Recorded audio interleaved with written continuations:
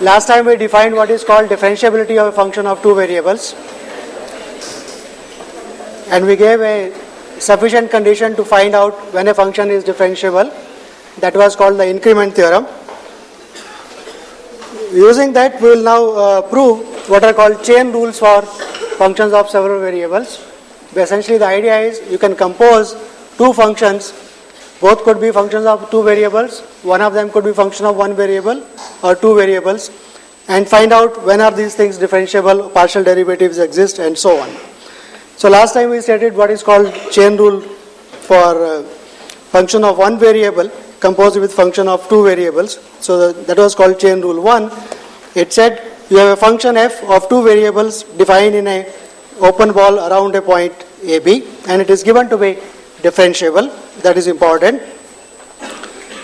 F is a function of two variables. Each variable x and y is a function of a variable t in a neighborhood of a point t0. So it is in an interval t0 minus delta to t0 plus delta. So that at the point t0, xt0, yt0 is the center of the open ball. And we are also given that xt and yt are both differentiable as functions of t. So they are functions of one variable, xt, yt.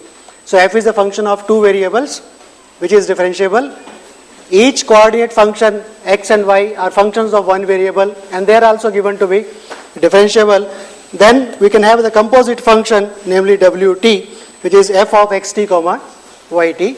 So this is a function of one variable t taking values of real numbers, because f is a function of two variables taking scalar values. So w2 is a function defined for the variable t taking real values. We can ask whether that is differentiable or not, and the result says, chain rule says that the composite function is differentiable and its derivative at the point t0 is given by the partial derivative of f with respect to x into x prime plus partial derivative of f with respect to y into y prime at the point t0. And in symbolic notations, dy by dx and so on, w is a function of one variable, so dw by dt is equal to f is a function of two variables, so both components come in, both contribute. Partial derivative of f with respect to x, dx by dt, plus partial derivative of f with respect to y, dy by dt. So you can see that chain coming, right? Partial derivative with respect to x, dx by dt, partial derivative with respect to y, dy by dt. So this is what is called first chain rule, one possibility of composition. So let us try to prove that. So to prove this, what we have to show? We have to show that the function w is differentiable with respect to t at the point t equal to t0. So how should I start the proof? Look at the increment wt minus wt0, right? Express it in terms of f, divide by t minus t0 and take the limit, right? Find out the derivative. So let us write down, by definition, wt minus wt0, f is a function, wt is equal to f of xt yt minus f of xt0 yt0, right? Now somehow I have to use the fact that f is differentiable. And what does differentiability of f say?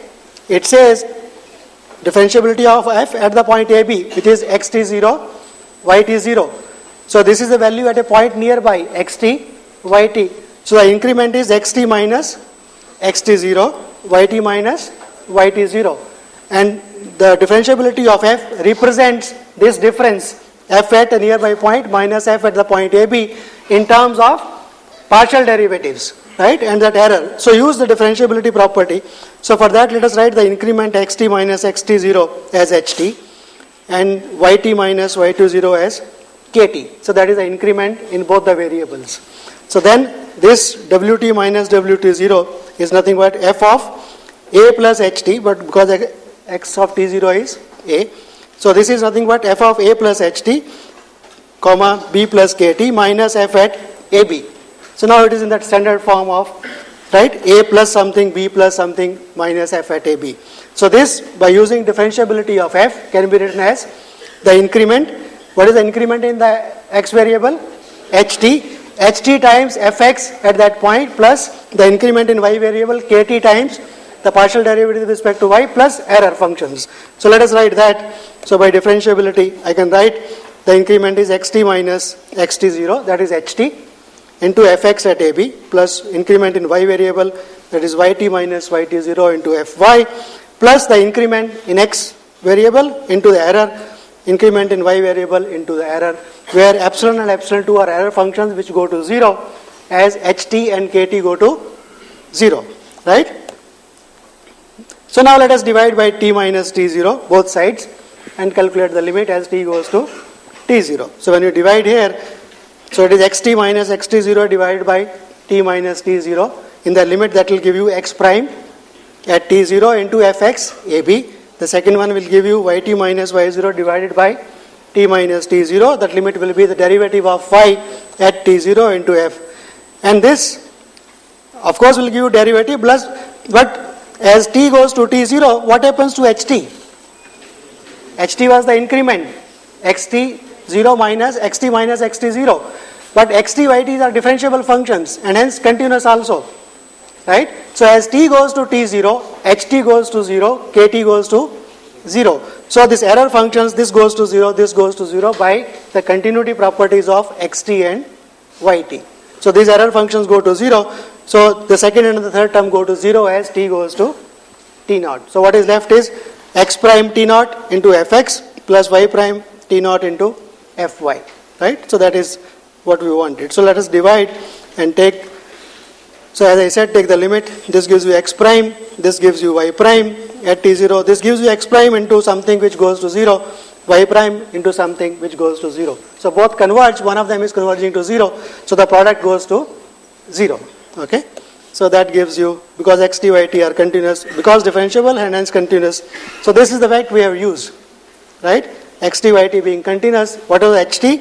That was equal to xt minus xt0, right? So as t goes to t0, because of continuity, ht goes to 0, kt goes to 0, and hence we have the chain rule, namely the derivative of w with respect to t is fx, the partial derivative of f with respect to x, dx by dt plus fy dy by dt. So essentially the idea is the composite function, you want to compute its derivative. So the increment wt minus wt0 has to be analyzed, right? And the property that f is differentiable, that has to be used because that is given to us. So write it in the form a plus something, b plus something minus f at ab. Use differentiability definition and compute the limit. So logical way of proving it. So this is what is called chain rule. So one way of writing it or visualizing it would be following. W is a function of two variables x and y. X is a function of t, y is a function of t, right? So fxy, x is a function of two variables x, t, y, t. So you can compute what is the derivative directly, right? dw by dt. So that will be given by, you have to add all the possible roots that you can reach at the bottom. So partial derivative with respect to x of f into dx by dt plus df partial derivative of f with respect to y into dy by dt, that gives you the derivative. So dw by. df by dy. Okay. Is a typo, forget about that. Okay. So basic idea is a function of two variables, each is a function of t, right? So whichever possible paths, so write that. Okay. Other possibilities, I'll just list out other possibilities which can be proved in a similar way. We will not prove all the chain rules. So other possibilities, f is a function of two variables, right? And each itself, x is itself a function of two variables and y itself is a function of two variables. So that is possible, right? So x is a function of two variables r and s. So x rs, y rs, and then f evaluated at x rs comma y rs. So composite of two functions of two variables with function of two variables. So f is a function of two variables defined in a neighborhood of the point AB, and x and y, they are themselves functions of two variables s and t, such that at the point s0 t0 it is the value AB, and in that ball, and all the partial derivatives exist in that neighborhood. Okay, if that is given to us, then the composite function. So what will be the composite function? S comma t goes to x, s comma t comma y st, that pair, and then f evaluated at that point. So there is a composite function. Look at st, you apply x, so you get the first coordinate, apply y, you get second coordinate, f evaluated at that. So this composite function is a function of two variables taking values in where? Is a function from R2 to R, right? Because f is eventually the function. F applied to something, that gives you only a scalar, right? Is a function of two variables. Take it, so it is a scalar field. So you can ask whether this scalar field is differentiable or not, in the sense that whether the partial derivatives of this with this variable exist or not, right? If they exist, what are the values? So we can compute partial derivatives of g with respect to s as well as t. Again, it is essentially treating as if you have one variable, right? Because you want partial derivative only. So the previous rule essentially applies, and you can get the partial derivative. Partial derivative with respect to s of g. So f is a function of two variables. Partial derivative with respect to x. X is a function of two variables again, but you are looking at only with respect to s. So fx, xs plus fy into ys. So that will give you partial derivative of g with respect to s, and similarly with respect to t, fx, xt plus fy, yt. So that gives you the second. So symbolically you will write the partial derivative of g with respect to s is of f with respect to x, or of x with respect to s, plus similarly, depending on how many. If there were three variables, one more term would have been added, depending on the composition. Okay? So that is the two partial derivatives, that is the second one possible. Right? And the idea of the proof is same as the first one, so we will not prove it, will not ask you in the exam also. But the idea essentially is same because it is one variable at a time. So we are going only in one direction. So you can, same rule, same idea we had in the first chain rule. So you can visualize now here. So as a function of r, as a function of s, same thing. Partial derivative will be sum of these two multiplications with respect to t will be r and s. So, okay, for everybody? Yes? Partial derivative of w, this function with respect to r. So partial derivative of w, that is f with respect to x into partial derivative of x with respect to r plus the other variable. Similarly, the other two terms for the other. Let me write one more. W is a function of one variable, f is a function of one variable x, where x is a function of two variables r and s. Right? So you can have composite now. So again, the same idea applies, because w becomes a function of two variables now, r and s. So partial derivative with respect to r and partial derivative with respect to s. So these are the two partial derivatives. So you can now play a game. Take a function of one variable, take a function of two variables, combine whichever way is possible. 2 with 2, 2 with 1, and so on. Okay? For practice sake, another one with three variables. Right? A function of three variables. Each variable x, y, and z is a function of two variables, r and s. So composite function becomes the function of two variables, r and s. So partial derivatives. Now you'll have three sums coming, because this contribution of each variable will be there. So these things, no need to remember all these things. When you sit down and think what are the variables involved, right? Chain rule for each variable you have to apply separately and sum it up. So just simple examples to illustrate these things. So fxy is equal to x square plus y square, where x is a function of the variable t, y is a function of a variable t. So these are given. So let us apply composite function f of xt, yt, that is a function of one variable. Find the derivative, apply the chain rule. So w2 is a function of one variable. So what will be the derivative? Partial derivative of f with respect to x into dx by dt plus partial derivative of f with respect to y into dy by dt. So write down and put the formulas, compute and substitute. So that is the partial derivative. Similarly, let us take a function of for two variables x square, y square. X is a function of two variables, y is a function of two variables. So all possible combinations you can think of. So this is one I have just written here. So composite function is a function of two variables, s and t. So you can ask partial derivative of the composite function with respect to s with respect to t.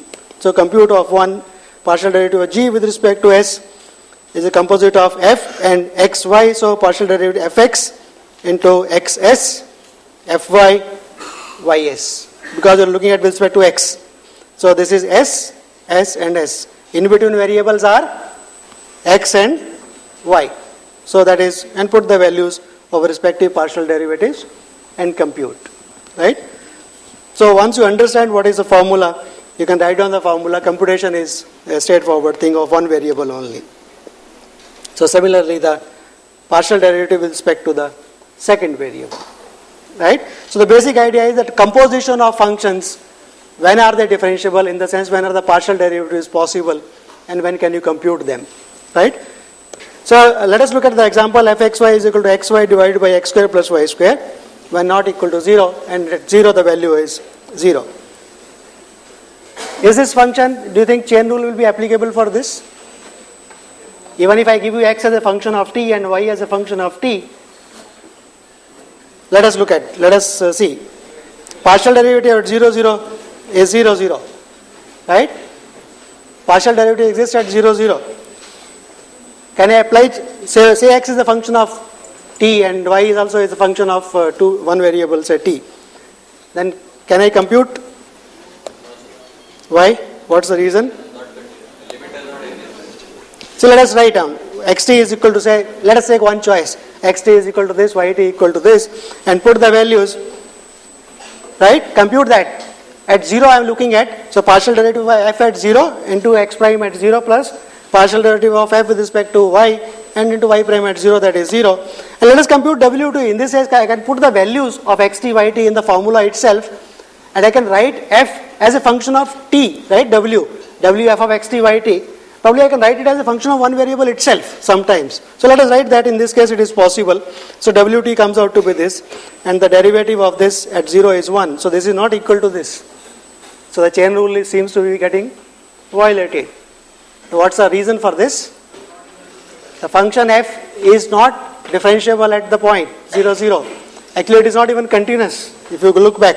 So that function, so chain rule is not applicable. So no question of having a disagreement with the chain rule. So this function, you can see it's not even continuous at 0, 0 and hence not differentiable. So chain rule is not applicable. So this is very important to understand that differentiability of f is important.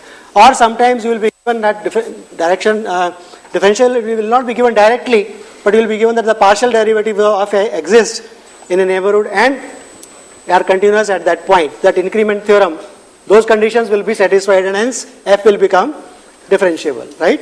So one of them should be there, either directly differentiability be given or at least a sufficient condition should be given. As an application of this chain rule, let us try to prove something called mean value theorem for functions of several variables. If you recall, for function of one variable, that Lagrange's mean value theorem said that if f is continuous in a closed bounded interval ab and differentiable in the open interval ab, then the derivative, there is a point, right, where the derivative is equal to fb minus f of a divided by b minus a, right? So same thing is valid here also in functions of two variables. So what we want to do? You are given a point and you are given another point nearby it. You want to look at the difference of these two values.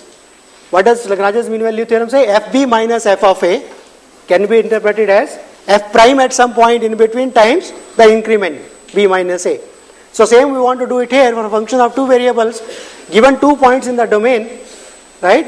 I want to look at f of x1 y1 minus f of x0 y0 as something involving derivative into the increment at that. So to prove that, the idea is, see, when you want to go from one point to another in a domain, and suppose your domain is nice, you can always go by a straight line from one point to another. So you will be moving along only one line only, right?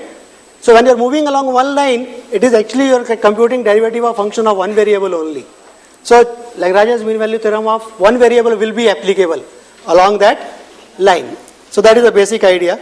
So let us just write what is the equation of line first.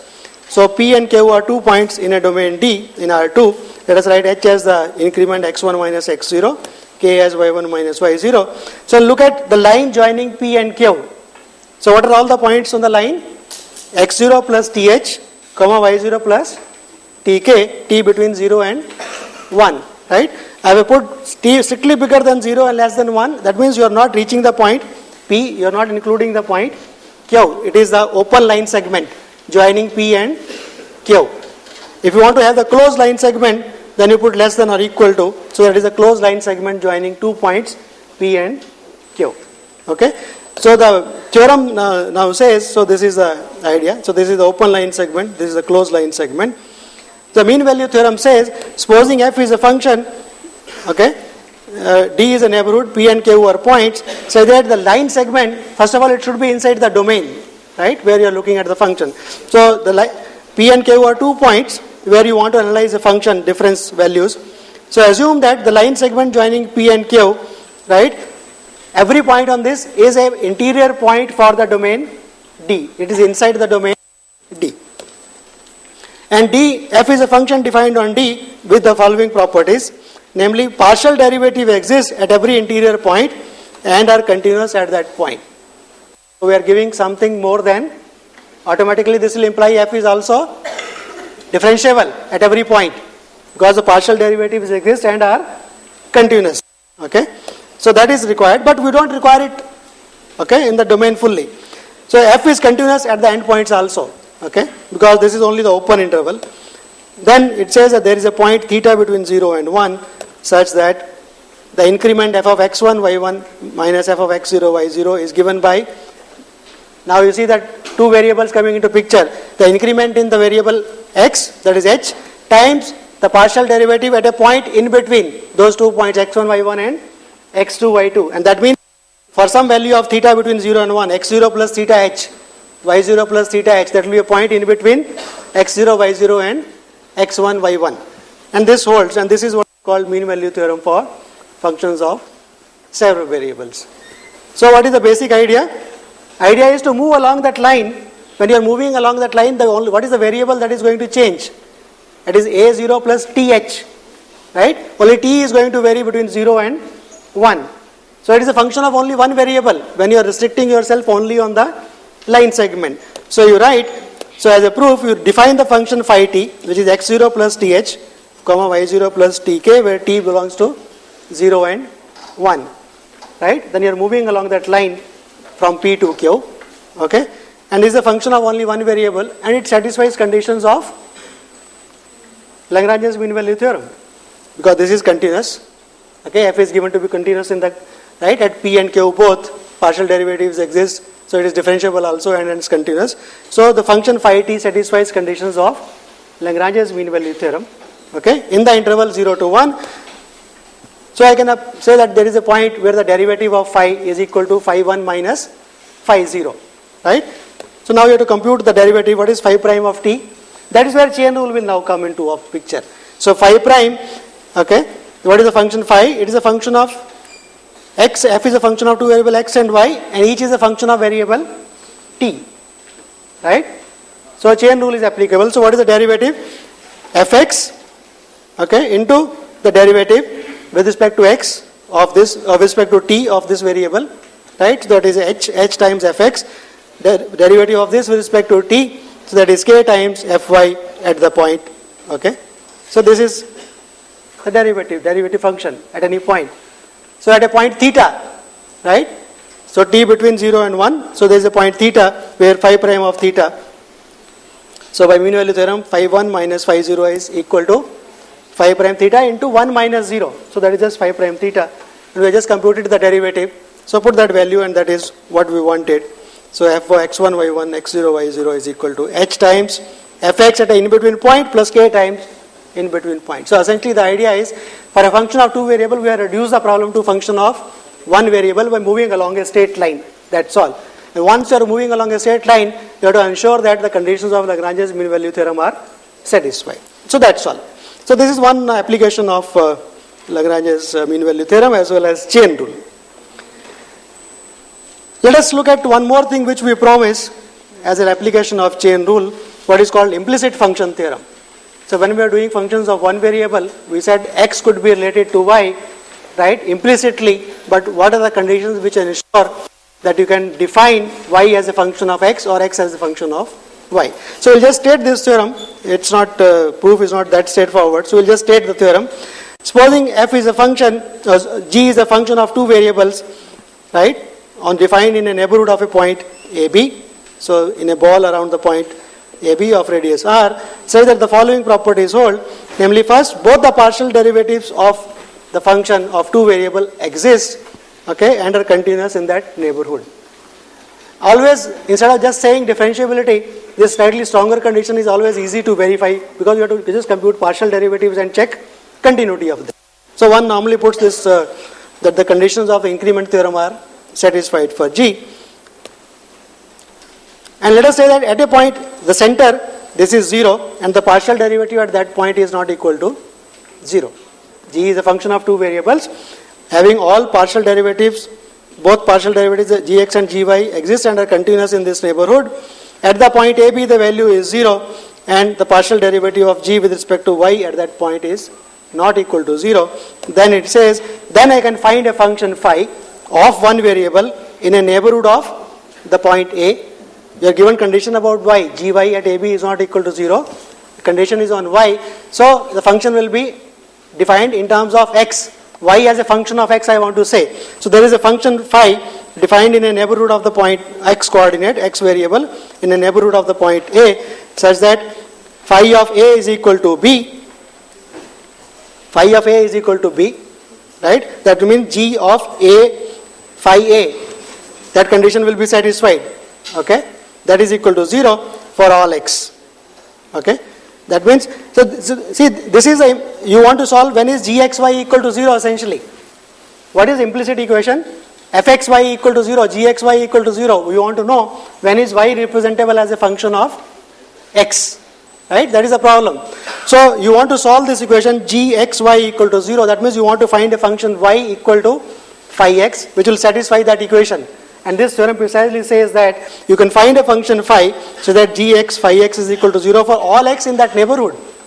Keep in mind, this is for all x in that neighborhood of the point A, right, where gy of AB is not equal to 0.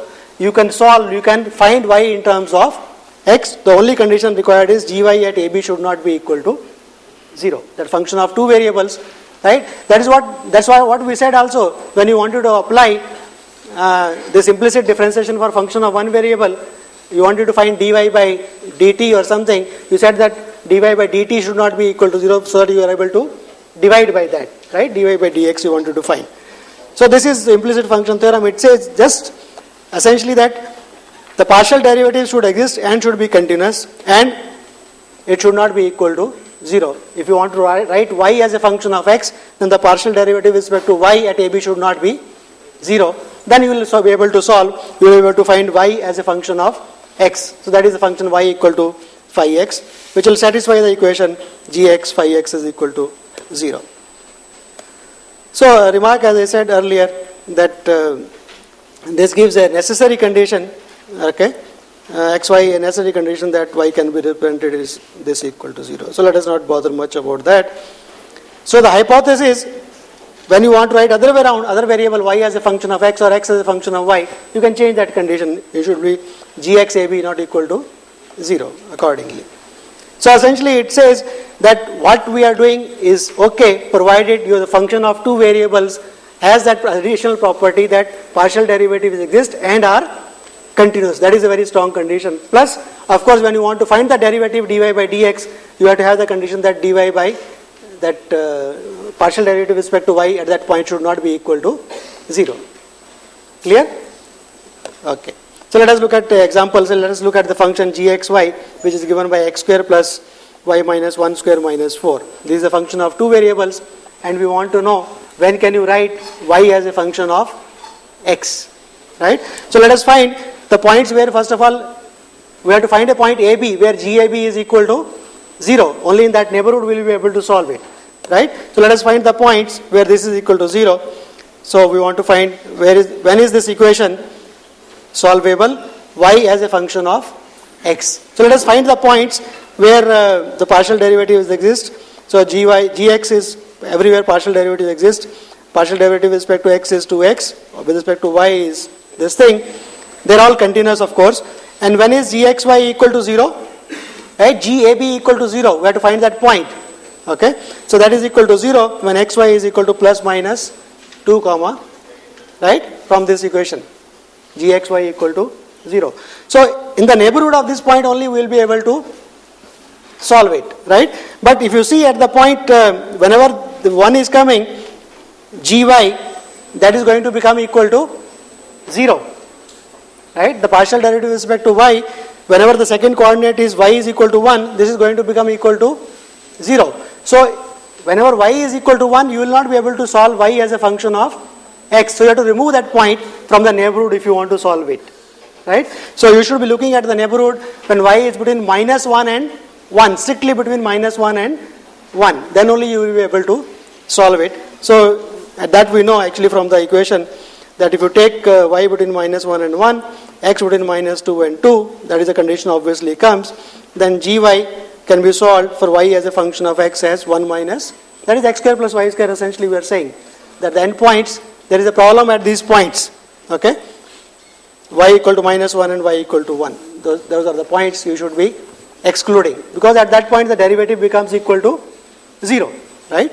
So you have to exclude those points from the, so the interval in which you can solve explicitly are this interval, okay? So y as a function of x should be between minus 2 to 2, that is the neighborhood of, right, y as a function of x, okay, right? So that is in the other neighborhood when y is the other value, right, that is 1 to 3, right, this is a circle with values 1 to 3, then it is 1 plus that square root, okay. So this is something application of it for implicit function theorem, okay, saying that you can write y as a function of x if your function of two variables is nice, satisfies the conditions of increment theorem.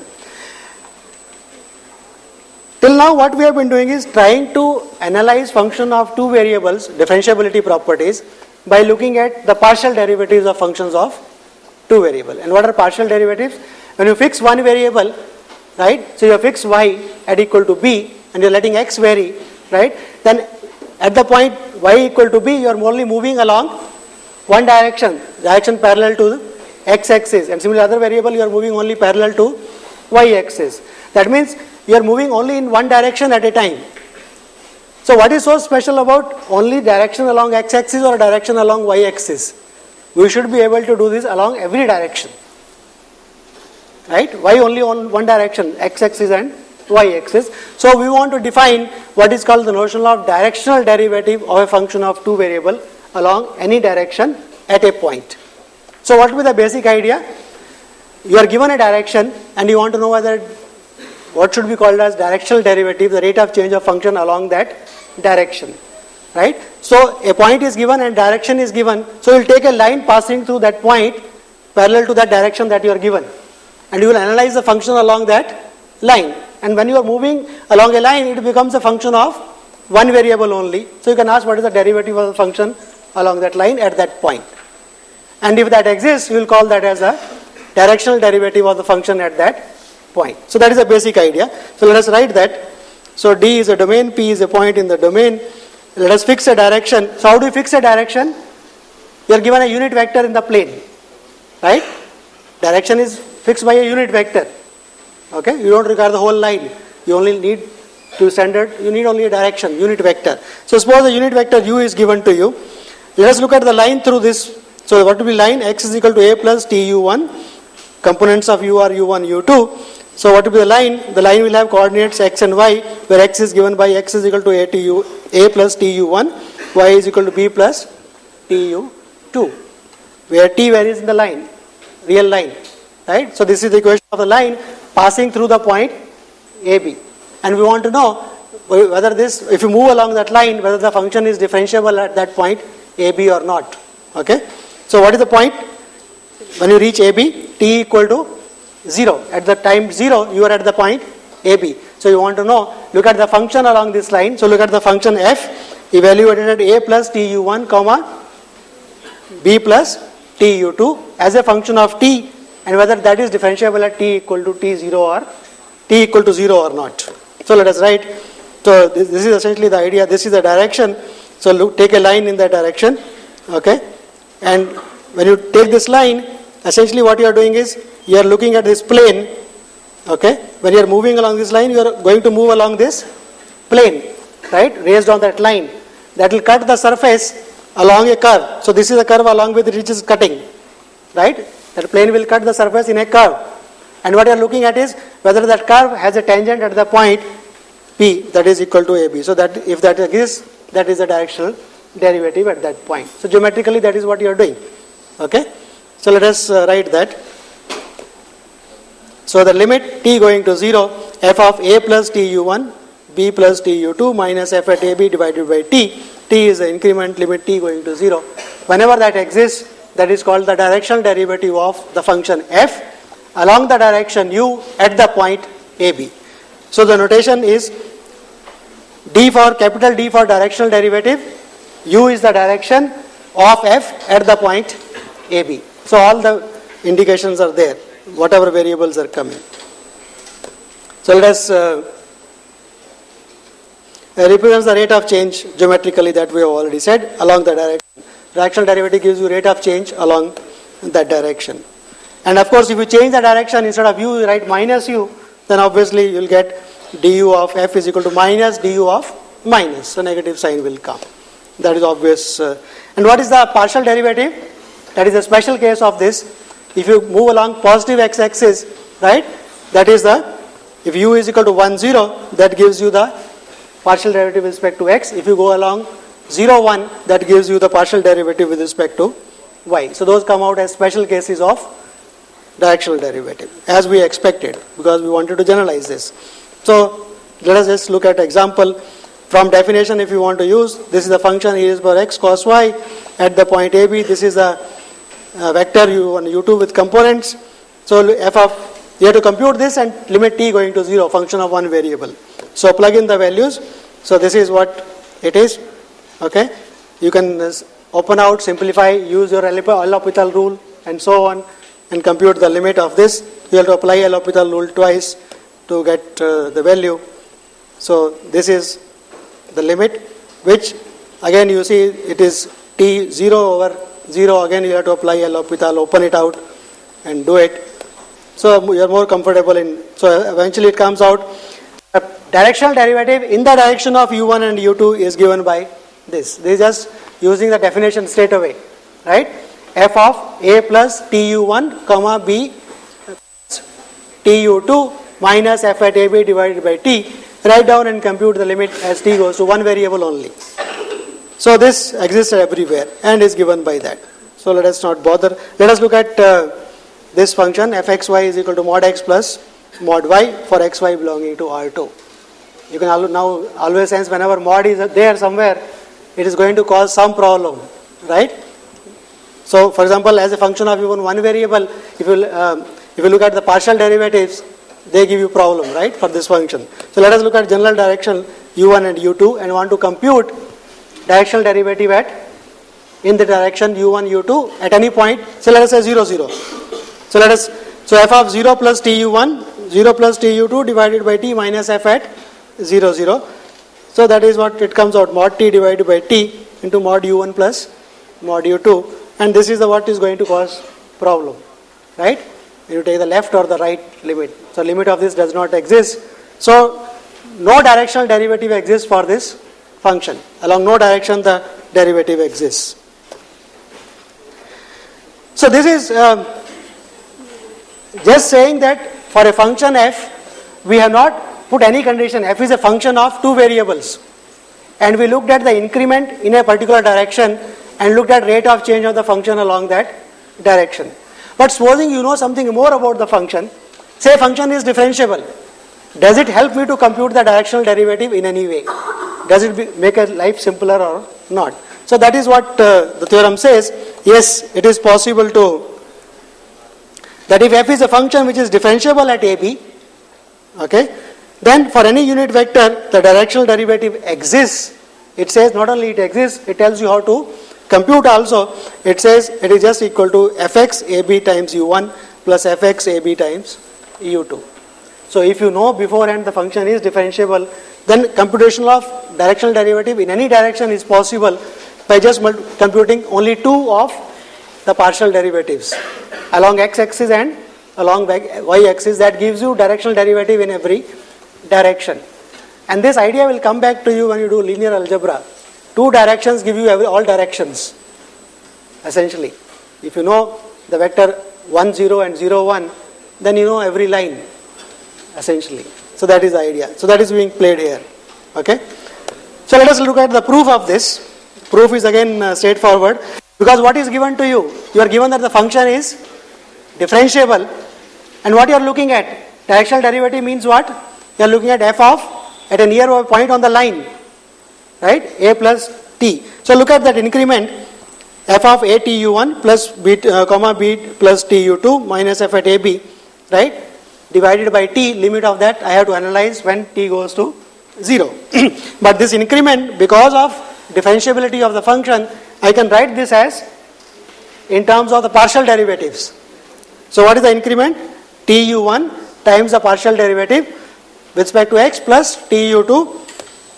So let us write tu1 partial derivative this plus something which is error. So let us write that plus also.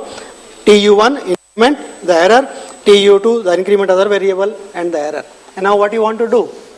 You want to divide by t. So divide both sides by t. This cancels, so that gives you only u1 times fx plus u2 times, when you divide by t, it is u1. Okay? T is gone, it is only epsilon 1 plus u times epsilon 2. Both go to 0 by the differentiability condition. So when you divide and take the limit, these terms go to 0, and what is left is only the first one, what is what we wanted, fx into u1 plus fy into u2. Is a direct application of the definition of differentiability. You see that differentiability writing in terms of error, how many dividends it is paying you. It helps you to prove the function is continuous. Differentiability implies continuity, right? Proving chain rules, and now proving that directional derivative is given by fx into u1 plus fy into. So that definition is a very useful way of writing the derivative. Okay, so that goes to 0. So divide by t and take the limit. So we have, that is the, okay. So let us, as far as examples are concerned, now you see, for this function fxy, which is ex cos y, we computed just now the directional derivatives, and we had to write down by definition, then apply probably L'Hopital rule twice or thrice to get that limit. But we know this function is differentiable, because what are the partial derivatives of this? Partial derivative of this we are e raised power x cos y and e raised power minus x sin y, and these are both continuous functions. They are continuous everywhere. So the function is, this function is differentiable, satisfies the conditions of the theorem. So I can write directional derivative in any direction. So directional derivative is given by, right, dux is this. So put the values fx into. So that is the directional derivative. So you see how much work is saved once you have proved a theorem, right, which says if this so, then this is so, right. So using that theorem, only you have to check that the conditions of the theorem are satisfied. You should not apply blindly everywhere this formula, right. Whenever f is given, first apply the conditions are verified. So you see that though partial derivatives are giving only increments in one particular direction, x-axis in x direction and y-axis in one direction, but they do give you a lot of information about the function, right. So that partial derivatives seem to be an important concept for functions of several variables. So let us give it a name instead of every time saying the partial derivative exists and so on. So we define what is called the gradient of a scalar field. So f is a function of two variables or three variables. If fx, fy and fz exist at a point abc, that means what? Partial derivative with respect to x at abc exists, partial derivative with respect to y, partial derivative with respect to z. All three exist. That means you are getting a triplet, right? And that is a vector. So you can write it in the vector form. That triple you can write it in terms of a vector. So that vector is called, so fx abc, fy abc, fz abc is called the gradient of the scalar field at the point a, b, c. Right? Knowing the vector is knowing all the three components. And normally is written by this inverted triangle, right? Delta f abc, the gradient of it f. So this vector is just denoted by this triangle abc, inverted triangle. So this is a vector. So what does my previous theorem say? If a function is differentiable, right, then what is the directional derivative? Directional derivative of f in the direction of the vector u is just take this vector dot product with the vector u, right? It is just a dot product. So that theorem says, so this is all saying for two variables and so on. So this is what it says, that the directional derivative of f at any direction u at a point ABC is the dot product of the gradient with u. So that is the important thing, right? You can write in terms of this notation. Okay. Now this gradient vector, for example, why is this important? Another important, what is gradient vector? Rate of change in one direction is 0, rate of change of x-axis, y-axis and z-axis, right? Supposing this gradient vector is 0, supposing your domain is such that any two points can be joined by lines parallel to only x-axis. Supposing your domain, function is defined in a domain, right? For example, a ball. Then any two points in that, you can move only along parallel to x-axis, y-axis or z-axis to reach from one point to another point, right?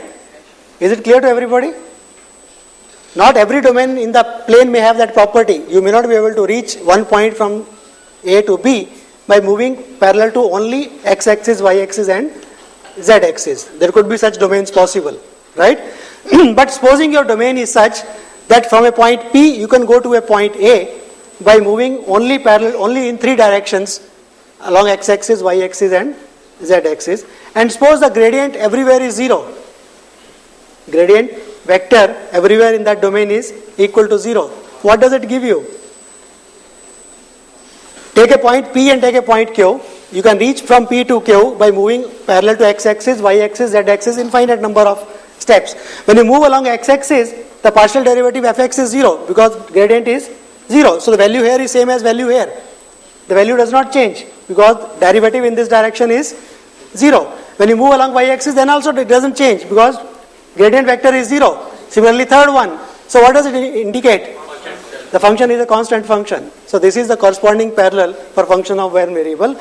If your now property of a domain is entering into picture, in the line you are always able to go. If it's an open interval, you are always able to go by joining one point with another. That is no problem, right? For functions of two variables or three variables, if your domain is such that any two points can be joined by line segments which are always parallel to the three axes, and if the gradient is 0 in that domain, gradient vector is 0 at every point in the domain, then the function must be a constant function. So that is what this theorem says, and so it is 0 for all, then it must be a constant. So the basic idea is, because the partial derivatives are 0, so change in any direction when you move is not going to affect you.